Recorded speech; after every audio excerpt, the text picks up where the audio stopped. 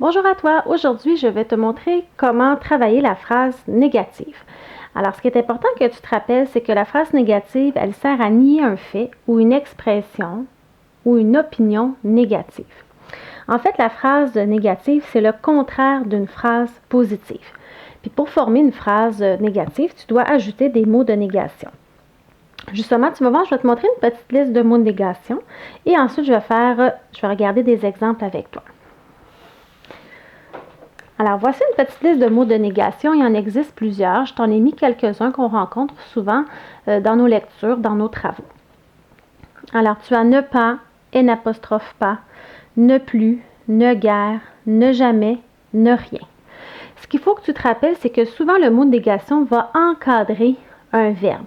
Donc, on va trouver la première partie du mot de négation avant le verbe, placé avant le verbe. Nous allons avoir le verbe suivi du deuxième mot de négation situé après le verbe. Ce qui est important de te rappeler aussi, c'est que les mots de négation viennent toujours ensemble, en paquet de deux. Alors, j'ai toujours deux mots pour former une négation. Justement, je vais voir avec toi deux exemples pour t'aider à comprendre.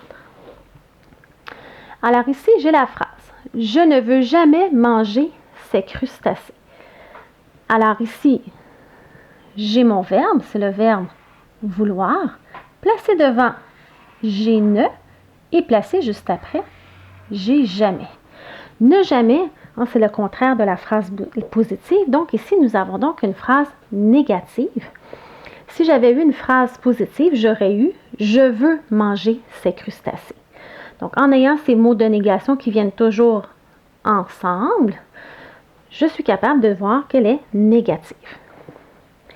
Tu n'as pas le droit de courir. Alors, j'ai mon verbe ici, « qui est mon verbe « avoir ». J'ai devant le « n » apostrophe. Après mon verbe, j'ai le « pas ». Donc, « n » apostrophe « pas » est un mot de négation, fait partie de ma liste de mots négatifs.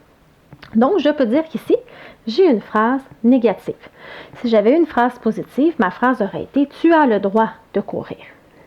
Alors, ce qui est important de te rappeler pour la phrase négative, c'est qu'on a des mots de négation qui vont souvent encadrer le verbe conjugué, qu'il sert à exprimer donc une opinion ou un fait qui est négatif, et ils viennent toujours ensemble. Je ne peux pas dire « tu n'as pas le droit de courir ». Souvent, on va le dire à l'oral, mais à l'écrit, il faut vraiment avoir les deux mots qui viennent ensemble lorsqu'on travaille la phrase négative. Alors, j'espère que ces stratégies t'aideront. N'oublie pas d'aimer ma publication et de t'abonner à ma chaîne YouTube.